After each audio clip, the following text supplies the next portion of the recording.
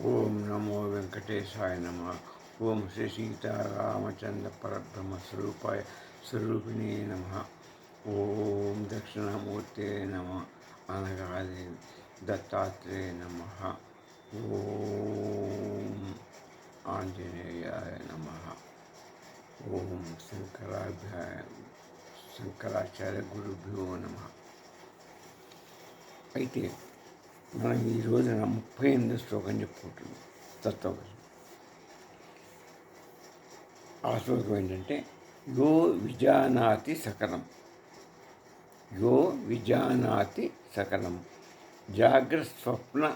జాగ్రత్త స్వప్న సుషుప్తిషు బుద్ధి తద్వృత్తి సద్భావం అభావ అహం ఇత్యేయం, అభావం అహం ఇత్యేయం. అంటే ఎవ్వడు విజానాది తెలుసుకుంటున్నాడు, ఏమని యో విజానాది ఎవడు తెలుసుకుంటున్నాడో సకలాన్ని, ఏమని జాగ్రత్తావస్థని, స్వప్నావస్థని, సుషుప్తావస్థని, ఈ 3 అవస్థల్ని ఎవడైతే గ్రహిస్తున్నాడు వాడు ఎవరనేది నువ్వు తెలుసుకోవాలి. నీలో ఎవడో ఒకటి గ్రహిస్తున్నాడు. నీ శరీరం గ్రహించడలే, నీ కళ్ళు ఈ 3 అవస్థను గ్రహించడలే. శరీరం జాగ్రత్త అవస్థ పనిచేస్తున్నది.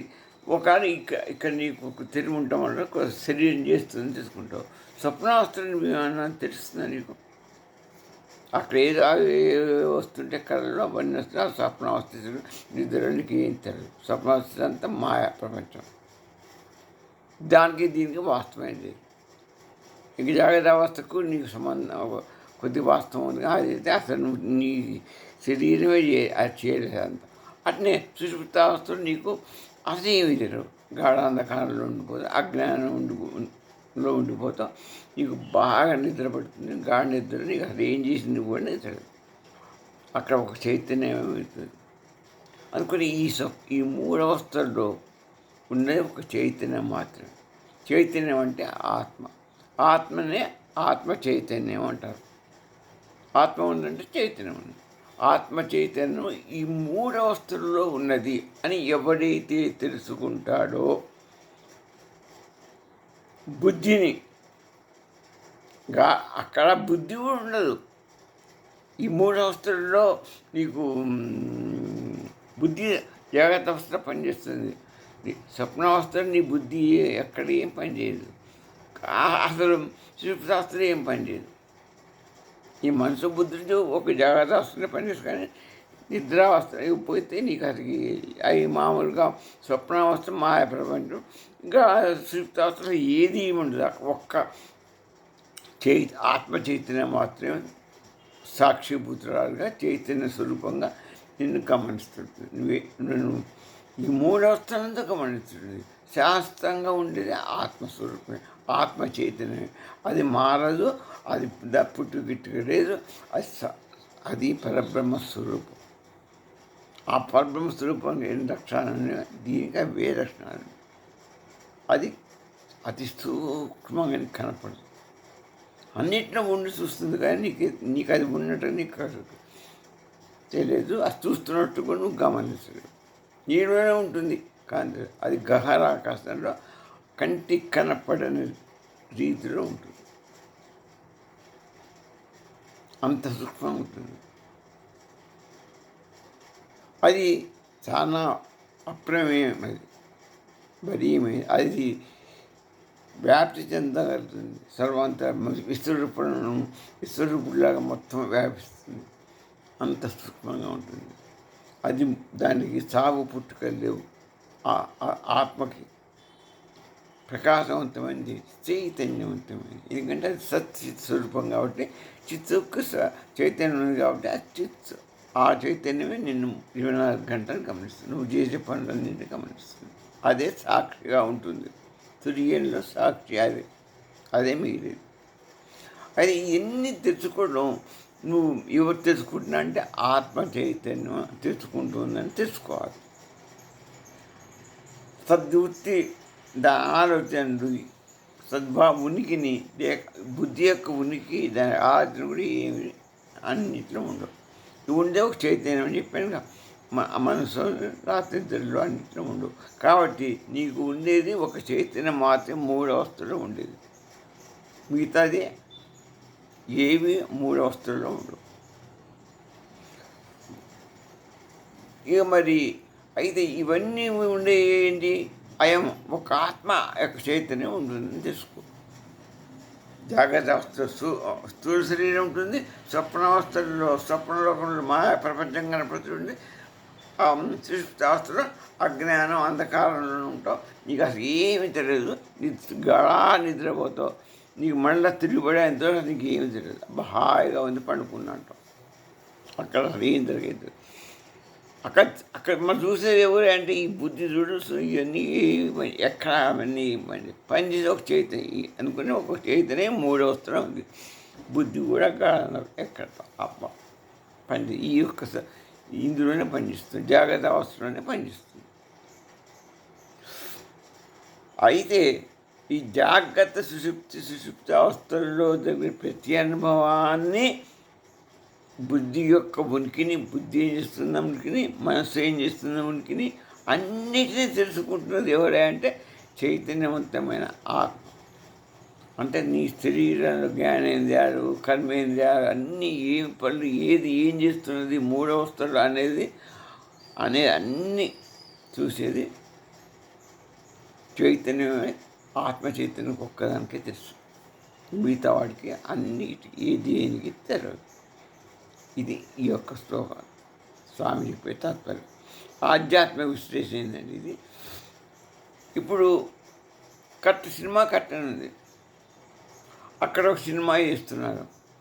ఆ సినిమా చేస్తున్న దానిలో యుద్ధాలు వస్తాయి, ప్రేమలు వస్తాయి, సుఖం వస్తుంది, సుఖ దృశ్యాలు వస్తాయి, దుఃఖ దృశ్యాలు వస్తాయి, యుద్ధాలు కత్తి యుద్ధాలు, పాటలు వస్తాయి, రకరకాల సన్నివేశాలు వస్తుంటే పోతుంటాయి.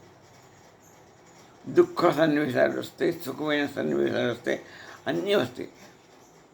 ఎందుకు చూపించేది ఏది? నీకు అక్కడ కర్టెన్ అని ఉంటుంది ఒకటి తెర.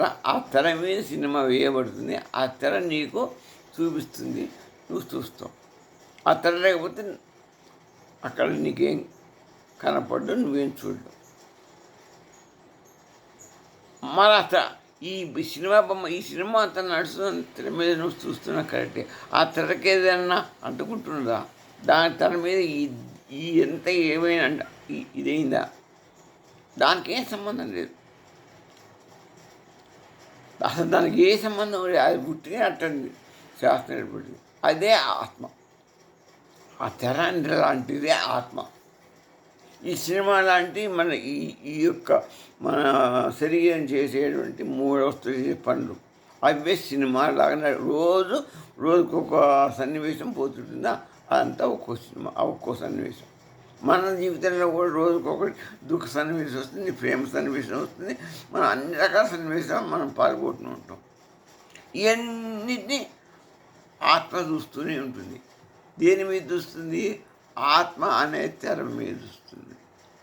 అంటే ఆత్మ సాక్షిభూతంగా ఉంటే ఇది చూస్తుంది. ఆ తెర అంటే అక్కడ సినిమా ఏమో మన మామూలు సినిమా తెర మీద కనపడుతుంది. ఇది ఇక్కడ మనం చేసే కర్మలు అన్నీ ఎక్కడ కనపడతాయి అంటే ఆత్మలో ఉంటాయి, ఆత్మ మీద కనపడతాయి. అక్కడ తెర మీద కనపడుతుంది సినిమా.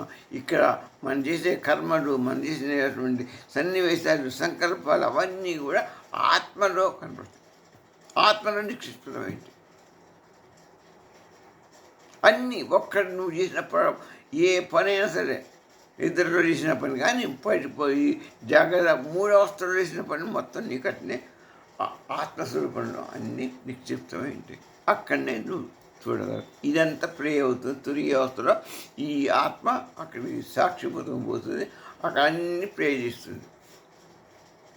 అది సాక్షి అక్కడ ఉండి నీకు మళ్ళీ కారణ శరీరంగా నువ్వు పాప పుణ్యాలు ఏమిటి అన్ని లెక్క కడతారు. ఈ చిత్త బాక్స్లో పోతుంది, అంతా మూసుకొని పోతుంది. చిత్త బాక్స్ వెనక సినిమా బాక్స్ ఉండిపోయేది అట్నే ఆ చిత్త బాక్స్ పెట్టి పోతుంది అక్కడికి.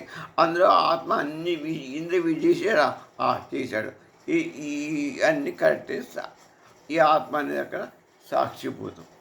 దాని తర్వాత ఆ పరమాత్మ నీకు తగిన రీతిలో పుణ్యాన్ని పాపాలు అన్నిటినీ కౌంట్ చేసి నీకు ఏది ఉచితమో ఆ జన్మని మళ్ళీ నీకు ప్రాప్తింపజేస్తాడు. మళ్ళీ కర్మలు మళ్ళీ ఫార్వర్డ్ అవుతాయి. మంచి కర్మలు కావచ్చు, చెడు కర్మ అన్నీ ఏవైనా ఫార్వర్డ్ అవుతాయి. మళ్ళీ దాని తగిన జన్మించి మళ్ళీ అక్కడ మంచి చెడు దుఃఖాలన్నీ మళ్ళీ అనుభవిస్తూ పోతుంది. ఇది రొటీన్ వారి జరిగేటువంటి సన్నివేశం.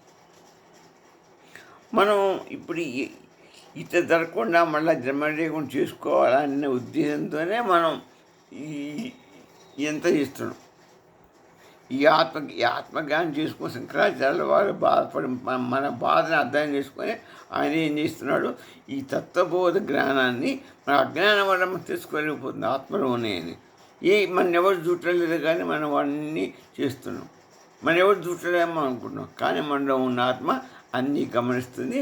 అక్కడ అన్నీ మొత్తం ప్రతి ఈచ్ అండ్ ఎవ్రీథింగ్ అందులో ఉన్నది. అది తెలుసుకోమంటున్నాడు. అందుకు ఇవన్నీ తెలుసుకొని నువ్వు ఆ పరబ్రహ్మంలోకి పరబ్రహ్మ జ్ఞానం తెలుసుకుంటే, ఆత్మ జ్ఞానం తెలుసుకుంటే నీకు మళ్ళీ జన్మ లేకుండా నేను చేస్తా అని ఎందుకు అనుభవిస్తూ ఎన్నో అనుభవిస్తూ ఇట్లా అని మన గురువు గారు మనకి ఈ ఆత్మబోధ చెప్పుకుంటూ వస్తున్నారు. కాబట్టి మనం శ్రద్ధగా విని మనం నేర్చుకున్నాం, ఫాలో అవుతాం. అయితే ఎంత మనం చూస్తున్నాం, సినిమాలాగా చూసాము, ఎంత చూసాము. ఇదే మాండుకోపనిషత్తుడు ఏం చెప్తుందంటే ఏకాత్మ ప్రత్యయ సారం అన్నది మాండుకోపనిషత్తు. అంటే మూడు అవస్థల్లో కూడా ఈ ఆత్మ ఒక్కటే ఉంటుంది, ఆత్మ చైతన్యం ఒక్కటే ఉంటుంది. అదే సాక్షిభూతం, అదే చైతన్య స్వరూపంలో బాబు అని అది మాండుకోపనిషత్తులో మన సనాతన ధర్మం చెప్పింది క్లియర్. ఇవన్నీ మనం ఇప్పుడు నేను చెప్తున్నాయని మీకు మొత్తం ఆధారాలతోనే చెప్పబడుతుంది. శంకరాచార్యుడు కూడా ఆధారభూతాలతో చెప్పాడు.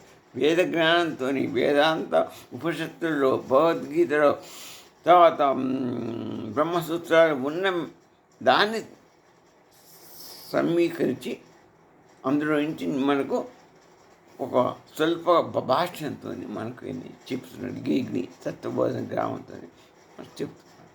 అంత పెద్ద మన సభలో మనకు బుర్రకెక్కదు. కాబట్టి ఆ స్వామి శంకరాచార్య వారు అతి తక్కువ వయసులో 32 సంవత్సరాలుగా ఉన్నారు. ఈ 32-33 సంవత్సరాలు ఆయన భారతదేశం మొత్తం 2 సార్లు పర్యటించి మొత్తం అనేక భాష్యాలు రాసి అనేక గ్రంథాలకి మొత్తం హిందూ సనాతనధర్మాన్ని ప్రచారం చేసి మఠాలను స్థాపించి శంకర మఠాన్ని స్వామి పరమైక్యం. ఈ కఠోపనిషత్తు ఏం చెప్తుందంటే నజాయితే మ్రియతే. ఈ ఇప్పుడు ఇక అన్నిటికీ ఆత్మ మనం సాక్ష్యం అనుకున్నాగా, అటువంటి ఆత్మకి పుట్టుక నజాయితే మ్రియతే, దానికి సాగు లేదు, పుట్టుక లేదు అని చెప్పింది. అది మా మధ్య చూడకుండా పోతుందో అని అనుకో, అక్కడ సాక్ష్యం చెప్పాలి. మళ్ళీ వచ్చే జన్మకి మనం మళ్ళీ ఇదే ఆత్మ మళ్ళీ అక్కడ ట్రాన్స్ఫర్ కావాలి అనుకో. దానికి సాగు పుట్టుకలు ఫార్వర్డ్ అవుతూనే ఉంటుంది. అది గుర్తుపెట్టుకో. ఆత్మ ఎక్కడ పోదు, ఇక్కడ నిన్ను ఈ జన్మ చేసిన అన్ని నోట్ చేసుకుంటుంది, అక్కడ సాక్ష్యం ఇస్తుంది. మళ్ళీ కాలం శరీరానికి నీకు అదే కారణం, మళ్ళీ నెక్స్ట్ జన్మని ఇప్పిస్తుంది. మళ్ళీ ఆ జన్మలో మళ్ళీ ఇస్తే మళ్ళీ ఈ ఆత్మ మళ్ళీ అక్కడికి క్యారీ ఫార్వర్డ్ అవుతుంది. మళ్ళీ అందులో ఉండి అక్కడ ఏం చేసే పనులన్నీ మనం గమనిస్తూనే ఉంటుంది. ఇట్లా తిరుగుతూనే ఉంటుంది. అది అన్ని కాలంలో అలా ఇదివరకు ఉన్నది, ఇప్పుడు ఉన్నది, ముందు కూడా ఉంటుంది. అదే యుక్తి కఠోపనిషత్తు. ఈ శంకరాచార్య ఏం చెప్తారంటే బుద్ధి పనిచేస్తున్నప్పుడు కూడా ఈ ఆత్మ పనిచేస్తుంది, అన్ని అవస్థలు పనిచేస్తుంది. అది ఆత్మ పని చేయకపోతే అది మనం ఏం చేసేది దాన్ని తెలుసుకోవాలిగా. కాబట్టి బుద్ధి పనిచేసినప్పుడు, మనసు పనిచేసినప్పుడు, ఈ స్థూల శరీరం పనిచేసినప్పుడు, నిద్రపోయినప్పుడు, సుషుప్త అవస్థలు అన్ని అవస్థలు కూడా ఇది పనిచేస్తూనే ఉంటుంది. చూస్తున్న ఆత్మ చైతన్యం పనిచేస్తుంటే ఈ శరీరం కదులుతుంది, చైతన్యం ఉంటుంది. కాబట్టి పనిచేస్తున్నట్టే అని నీకు తెలిసిపోతున్నావు. గాఢ నిద్రపై మళ్ళీ లేచావంటే నీకు అంటే నీ యొక్క చైతన్యం నీలో ఉన్నది, నీకు అది తెలియపరుస్తుంది. మళ్ళీ నువ్వు మళ్ళా ఈ అవస్థకు వచ్చేసావు, జాగ్రత్త అవస్థకి, నిద్రావస్థ నుంచి. అంటే నీ చైతన్యం నీలో ఉంది. ఆ చైతన్యం పోతే మళ్ళీ జాగ్రత్త అవస్థకు రావు. అదే టికెట్.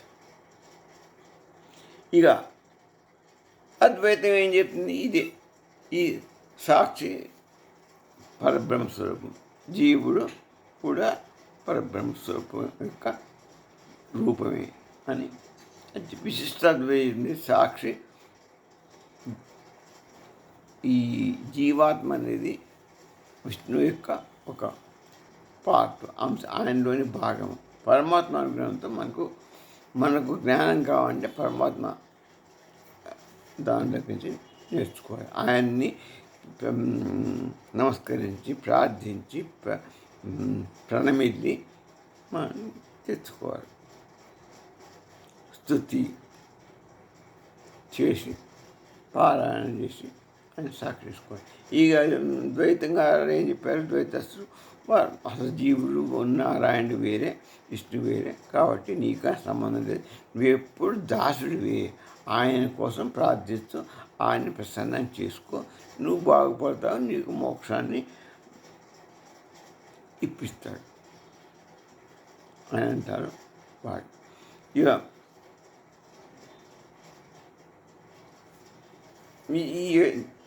పోతే తురియ స్థితిలో ఈ స్థితి మొత్తం అయిపోయింత చెప్పేగా తురియ స్థితికి పోతాం మనం. ఆ తురియ స్థితిలో పోయి సూక్ష్మ శరీరం పోతుంది, నీ ఆత్మ పోతుంది. ఈ రెండే పోతే ఆ ఆత్మ సాక్షి తురియంలో నీకు సాక్షిభూతంగా ఉంటుంది. నువ్వు చేసిన చిత్తబాక్స్ వ్యవస్థ ఈ కర్మ మొత్తం ఉంటే సంచిత కర్మలుగా అన్ని ఫేవరెట్. ఇప్పుడు ఈ జన్మ చేసిన కర్మలు, ఇంత మునుపు కర్మలు అన్నీ మిగిలిన అన్ని ఈ జన్మలో అనుభవించగా ఈ జన్మ చేసిన కర్మలు ఇవన్నీ మూట బాక్స్ పోతుంది. ఆ బాక్స్ ప్రకారమే మళ్ళీ నీకు వచ్చే జన్మకి కారణ శరీర కారణాలు అయితే ఆ కర్మల వల్లే మళ్ళీ నీకు జన్మ లభిస్తుంది. తుర్యాంత స్థితిలో ఉండేది తెలుసుగా మీకు. తుర్యాంత స్థితిలో సత్యస్వరూపుడు మాత్రమే ఉంటాడు. అది అక్కడ అన్నీ ఉన్నాయి. సరే, అది విరాట్ స్వరూపుడు స్థానం, అక్కడ ఆనందం మాత్రమే ఉంటుంది. ఆయన అవికారి, ఆయన మన కంటికి కనబడదు. పింట్ ఆఫ్ సైలెన్స్. మన గాఢాంధకాలం నిద్రపోతే ఏమని తెలుస్తుందా? తెలియదు. ఎంత అసలు ఏమి తెలియదు. అక్కడ కూడా మనకి ఏమి తెలియదు. ఆనందం మాత్రం బ్రహ్మానందం తెలుస్తుంది. అదే చైతన్య స్వరూప అనుగ్రహం వల్ల మనకు వస్తుంది. పోతే ఇంకొకటి ఏంటంటే, ఇప్పుడు కొంతమంది భక్తులు ఈ సహజ మార్గాన్ని ఫాలో అవుతారు. ఎందుకంటే ఒక్కొక్క మార్గాన్ని ఫాలో అవుతున్నారు. కొంతమంది మన భక్తులు సహజ మార్గంలో ఉన్నారు. వారికి దీనికి దానికి సంబంధం నాకు తెలిసినంత చెప్తాను, పోయినసారి మీకు చెప్పాను. అందువల్లనే ఈ సహజ మార్గం లేదంటే ఇప్పుడు వాడు మొదట ఆ ధ్యానంలో ఉంటారు. హార్ట్ మిషన్ ఫస్ట్ స్టార్టింగ్లో హార్ట్ మిషన్లో ఉంటారు. హార్ట్ మిషన్లో ఉండగానే అనేకమైన ఆలోచనలు వస్తుంటాయి. హార్ట్ మిషన్లో యోగిక్ ట్రాన్స్మిషన్ అని గురువు గారి యొక్క ఆత్మ నుంచి ఒక డివైన్ పవర్ వస్తుంది. ఆ డివైన్ పవర్ రాగానే నువ్వు కూర్చున్న కాసేపు కొంతసేపటి వరకు ఆలోచనతో గడిబిడిగా ఉంటుంది. ఇదంతా ఆ డివైన్ పవర్తో అది లాగేస్తుంది. నీ యొక్క మనం మొత్తం క్లియర్ చేస్తుంది. హార్ట్ని క్లీనింగ్ చేస్తుంది. ఆ క్లీనింగ్ చేస్తే హార్ట్లో మొత్తం ఐదు పాయింట్లు ఉంటాయి. అందులో వాళ్ళ యొక్క సిద్ధాంత ప్రకారంగా 5 స్థానాలు. పాయింట్స్ అంటే 5 స్థానాలు, ఉదయ స్థానాలు 5 ఎంచుకున్నారు. వాడు బాగా దా క్లీనింగ్ చేయడానికి ఇక్కడి నుంచి అక్కడి నుంచి అక్కడి ఫోటో ఇట్లా పాయింట్ పెట్టుకున్నారు. ఆ పాయింట్లు మన దేహంలో పాయింట్లు పెట్టారు. ఈ ఈ ఉదయం దగ్గరికి రొమ్ము కింద, ఎడమ రొమ్ము ఎడమ కింద ఇటు కుడి అన్నీ వాళ్ళు పాయింట్ పెట్టుకొని ఆ యొక్క స్థానాల్లో ఆ భగవంతుడి డివైన్ పవర్ క్లీనింగ్ చేసేస్తుంది. అప్పుడు ఆలోచనలు అన్నీ పోతాయి. క్లీనింగ్ చేసిందంటే అంతము మన దాంట్లో అది సంకల్పాల వల్ల మనకు అది పూడుకుని పోతుంది. ఆత్మ బంధనాలు ఏర్పడతాయని మనం అంటాం. వాళ్ళు హృదయం పూడుకుపోయింది అంటారు. హృదయం పూడుకుపోయింది మనం ఏమంటాం? హృదయంలో ఘరాకాశంలో ఉన్న హృదయం మనకి ఆత్మ ఉంది అక్కడ. ఆ ఆత్మ పైన బంధనాలతో కప్పివేయబడ్డది, పంచకోశాలతో కప్పివేయబడ్డది. అది దాని వెలుగును మనం చూడలేకపోతున్నాం. దాని వెలుగు బయటికి మనకు ప్రసరించాలంటే ఆత్మజ్ఞానం అన్నమాట. దాన్ని మనం ఆత్మజ్ఞానం అన్నాం. అది మన సూర్యుడి కాంతి ఎంత ఉంటుందో అంత కంటే ఎక్కువనే ప్రకాశిస్తుంది ఆత్మ.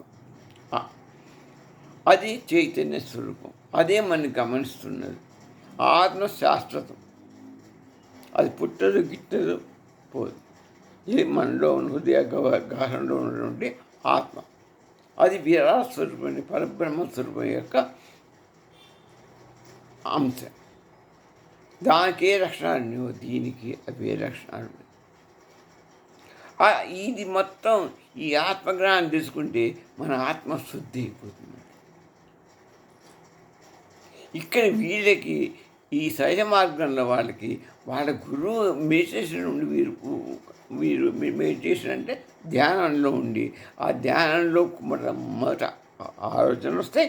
ఆ ఆలోచనలు తర్వాత మొత్తం క్లియర్ అయిపోతాయి. మొత్తం క్లీనింగ్ చేస్తారు స్వామి. ఆ గురువు గారి యొక్క స్వామి క్లీనింగ్ అయిపోయిన తర్వాత వీళ్ళకి అప్పుడు సాక్షిభూతమైన ఈ ఆత్మదర్శనం చైతన్యం పెరుగుతుంది వాళ్ళకి. అదే హార్ట్ మిషన్. అప్పుడు హార్ట్ శుద్ధి అవుతుంది. ఆత్మ చైతన్యం అనేది తెలుస్తుంది. ఆ చైతన్యం అదే ఇంపార్టెంట్. మన యొక్క సనాతన ధర్మానికి ఆత్మనే, వాళ్ళకు కూడా ఆత్మనే, ఎవరికైనా అంతే ఆత్మనే. ఆ రెండు అక్కడ ఆలోచనలు మొదట ఉన్నాయి వాళ్ళకి, ఎస్ఆర్ఎంసి వాళ్ళకి. తర్వాత ఆలోచనలు పోయినాయి. ఎట్లా పోయినాయి? ఈ యొక్క డివైన్ పవర్, యోగి ట్రాన్స్మిషన్, వారి గురువు వారి యోగి ట్రాన్స్మిషన్ పవర్ క్లీనింగ్ చేస్తే అన్నీ పోయి ప్రశాంతత ఏర్పడుతుంది. అప్పుడు వాళ్ళ చైతన్య స్వరూపం బయటపడుతుంది. ఆత్మ చైతన్య స్వరూపంలోకి ఆత్మని చైతన్యం తెలుసుకోవాలి. ఆత్మని తెలుసుకుంటే మనం జ్ఞానంతో తెలుసుకుంటాం. వాళ్ళు యోగి ట్రాన్స్మిషన్ అని గురువు ద్వారా మనం మన వేదాలు చెప్పిన ఆత్మ జ్ఞానంతో, ఆత్మ బోధతో మనం తెలుసుకుంటాం. ఇది వాడికి మనకు సంబంధం. మన ఆత్మ పరబ్రహ్మ స్వరూపం. ఇది చావు లేదు, పుట్టుక లేదు. మన ఆత్మకి ఎటువంటి లేదు. దాన్నే వాళ్ళు దర్శిస్తారు. దాని కొరికే వాళ్ళు బాధపడి అది సాక్షిభూతంగా వాళ్ళు దర్శిస్తారు. దర్శనం కొరకే వాళ్ళు ఈ యొక్క మెడిటేషన్ చేసేది. ఎవరు చేసిన దాని కొరికే ఆత్మని దర్శనం కొరికే. ఆత్మ దర్శనం అవుతుంది, ఆత్మజ్ఞానం అవుతుంది. చేసి వాళ్ళు కూడా తర్వాత మైండ్ హర్ట్కి ఈ 5 పాయింట్లు అయిపోతే 6 నుంచి 12 పాయింట్ ఇక్కడ మళ్ళీ హర్ట్ నుంచి ఇక్కడి వరకు కంఠం ఈ పైన వరకు ఇక్కడ దాదాపు మైండ్ స్టేజ్ అంటారు. ఈ మైండ్ అక్కడ వరకు మైండ్ స్టేజ్కి వాళ్ళు మళ్ళా తీసుకోపోతారు.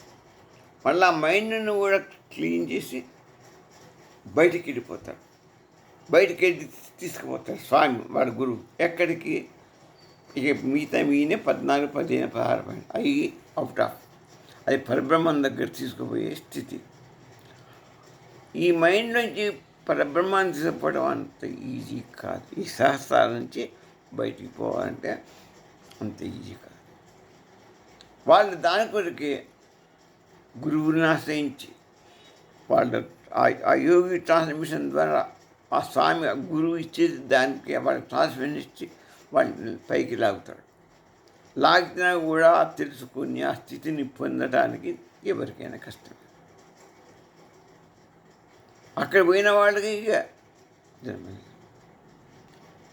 అది ఇదనమాట. మరి ఆ స్థితి చేరుకోవడం అందరికీ సాధ్యమవుతుందా? కాదు. మనకు కూడా ఆత్మని ఆత్మజ్ఞానాన్ని తీసుకోవడమే గొప్ప.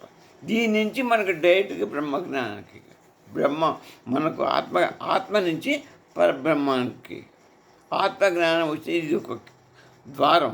ఈ ద్వారం ఇంకా వచ్చిందంటే నెక్స్ట్ పరబ్రహ్మానికి. అక్కడ ఉండేది సత్తు చిత్తు స్వరూపుడేనండి, విరాట్ స్వరూపుడు. ఆయన సత్తు చిత్తూనే ఉంటారు. అవి కాదు, అక్కడ ఏమీ ఉండదు. పింట్ ఆఫ్ సైలెన్స్. 1000 కోట్ల సూర్యకాంతి ప్రకాశమానంగా ఉంటుంది అక్కడ నీకేమీ తెలియదు. అసలు నీకు నథింగ్. అసలు నీకు అక్కడ ఏది నిద్రలో ఎట్లా ఉంటావు అక్కడ అట్లనే ఉంటావు. అక్కడికి వెళ్ళిపోతావు. అయితే అక్కడ ఉండేది ఈ సత్తు ప్రతిస్వరూపుడు అవికారులే ఉంటారు.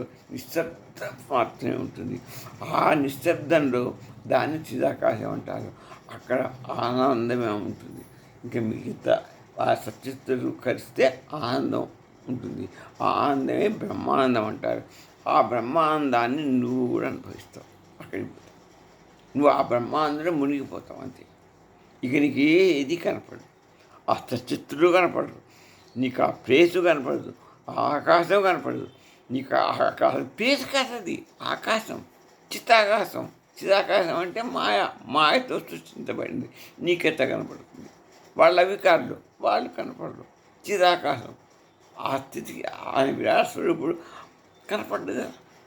చిత్తు కూడా ఎంత కనపడదు. ఆమె సృష్టించిన లోకం ఎట్ట కనపడుతుంది, అది కూడా తెలియదు. అంత అది సర్వవ్యాపకం, సర్వశక్తిగా అక్కడ అసలుకి ఆ సత్యస్వరూపుడు శాశ్వతుడు. వాళ్ళకి పుట్టుక గిట్టు లేదు, మారటం లేదు. ఎప్పుడు ఒకే స్వరూపంతో ఉంటారు. వాళ్ళు ఆనందంతోనే ఉంటారు. అదే చిదాకాశం. ఆ చిదాకాశ వర్ణనం చేయడానికి 10,000 మంది శేషుడు అంటే ఒక్క శేషుకి 10,000 తలతల. కానీ ఇటువంటి 10,000 మంది శేషుడైన దాన్ని వర్ణించలేదు. అక్కడ అన్నీ ఉంటాయి. చిదాకాశంలో లేని వస్తువు అంటూ ఈ సృష్టి, ఈ ప్రపంచం, జీవులు మొత్తం అక్కడ ఉంటారు. కానీ ఎవడు నీకు దేనికి అంటారు, దేనికి వాళ్ళకి అక్కడ చలనం ఏది అస్తిత్వం ఉండదు. వాళ్ళు ఉండేది ఒక్క సచిత్తుడికి మాత్రమే చైతన్యం. ఎప్పుడు చైతన్యం ఆయన స్వామిది. మరి ఇక్కడ ఉన్నా ఆయన చైతన్యంతో పనిచేస్తున్నాం. అక్కడ పోయినా ఆయన చైతన్యం ఉండదు. కానీ మనకి చైతన్యం వీడు. అక్కడ బ్రహ్మ కానీ విష్ణువు కానీ ఎవరికైనా చైతన్యం ఉండదు. ఒక్క విరాట్ స్వరూపుడు దగ్గరనే చిత్తుంటుంది. ఆయన అక్కడి నుంచి చైతన్యం అన్నిటికీ అందియాలి. వీళ్ళంతా అక్కడ లేని వస్తువు, అక్కడ లేని జీవి ఇక్కడ ఉండడు. ఇక్కడ ఉన్న వస్తువు అక్కడ లేకుండా ఉండదు. ఇక్కడ ఉన్న జీవి అక్కడ లేకుండా ఉంటుంది. అదే ఆ స్థానం పొందడమే చాలా కష్టం. దాన్ని ఈ ఎస్ఆర్ఎంసి వాళ్ళు సెంట్రల్ జంక్షన్ అని పెట్టుకున్నారు. ఈ మైండ్ జంక్షన్ నుంచి అక్కడి నుంచి మనసులకు పోవాలి, అక్కడి నుంచి సెంట్రల్కి పోవాలని పెట్టుకున్నారు. అది పోవటం అంత సాధ్యమైన స్థితి కాదు. చేరుకునే మహానుభావులు దాని దీక్ష పెట్టిన వాడు పోగలుగుతారు. వారిలో వ్యవస్థా స్థాపక శ్రీరామచంద్ర గారు ఇద్దరు, ఆది గురువు లాలాజీ బాబుజీ గారు. వారు అక్కడికి పోయి ఆ బాబుజీ గారు అక్కడి నుంచి వారి ఆత్మ నుంచి చైతన్య వారి యోగ ట్రాన్స్మిషన్ని ఇక్కడ భక్తులకు ఇస్తున్నారు. వాళ్ళ అదృష్టవంతులు. ఆ యోగ ట్రాన్స్మిషన్ ద్వారా వీళ్ళ ఆత్మని శుద్ధి చేసుకుంటున్నారు. ఆత్మజ్ఞానం కలగటానికి వాళ్ళు క్లీనింగ్ చేసుకుంటున్నారు. తర్వాత ఆత్మని జ్ఞానం కలుగుతుంటే ఆత్మదర్శనం అప్పుడు అవుతుంది. వాళ్ళు తీవ్రమైన మెడిటేషన్ చేసి పాపం కష్టపడి వాళ్ళు ఆ యొక్క గురువుని ఆశ్రయించి ఆ గురువు దగ్గర నుంచి డివైన్ పవర్ తీసుకొని మొత్తం శుద్ధి, ఆత్మశుద్ధి, ఈ 5 పాయింట్లను శుద్ధి చేసుకుంటే అప్పటికి ఆత్మజ్ఞానాన్ని సంపాదించుకుంటాం. మనం జ్ఞాన స్వరూపంతో మన శంకరాచార్య మన సద్గురువు ద్వారా మన జ్ఞానంతో మనం నేర్చుకుంటున్నాం. దానికి దీనికి తేడాది. వాళ్ళ గురువు ద్వారా పైకి వెళ్ళిపోతున్నారు. మనం మన గురువు ఆది గురువు శంకరాచార్య ద్వారా కానీ ఈ రామానుజాచార్య కానీ ఎవరి విధానం వాళ్ళది. మన సనాతన ధర్మం చెప్పిన వేద విద్య ప్రకారంగా మనం ఫాలో అయ్యి మనం పోతున్నాం. అన్ని మార్గాలు చేరుకునే ఒక్క పరబ్రహ్మం దగ్గరికి. ఆ పరబ్రహ్మం వారికి ఎవరు ఎంత శక్తిస్తారు, ఎంత దీక్ష, ఎంత పట్టుదల, ఎంత ఇది చేరుకుంటే వాళ్ళు అక్కడికి చేరుకుంటారు. ఏ దశలో కూడా ఇక మహాసముద్రం మనం ఈదటానికి లోపల దూకుతున్నాం. వాళ్ళు దూకుతారు, మనం దూకుతాం, అంతా దూకుతారు భక్తులు. ఎవరెంత శక్తి కొద్దీ లోపలికి పోతారో, లోపల ముత్యాలు తెస్తారో, వజ్రాలు తెస్తారో, బంగారం ఖండిస్తారో, ఏ ఖందించుకుంటారో అడుక్కు చేరుతారో లేదో అడుగుని ఉంటాయి వజ్రాలు. ఆ వజ్రం దగ్గరికి ఆ వజ్రమే ఆ పరమాత్మ. దానికి అనుకుంటాం, ఆ వజ్రానికి అనుకుంటాం, అంత ఈజీ కాదు. పోతే తీసుకుంటే దాన్ని సంపాదించిన వాళ్ళు ముక్తులవుతారు. పరబ్రహ్మ స్వరూప సన్నిధికి పోయే లెక్క. ఓం తత్సత్.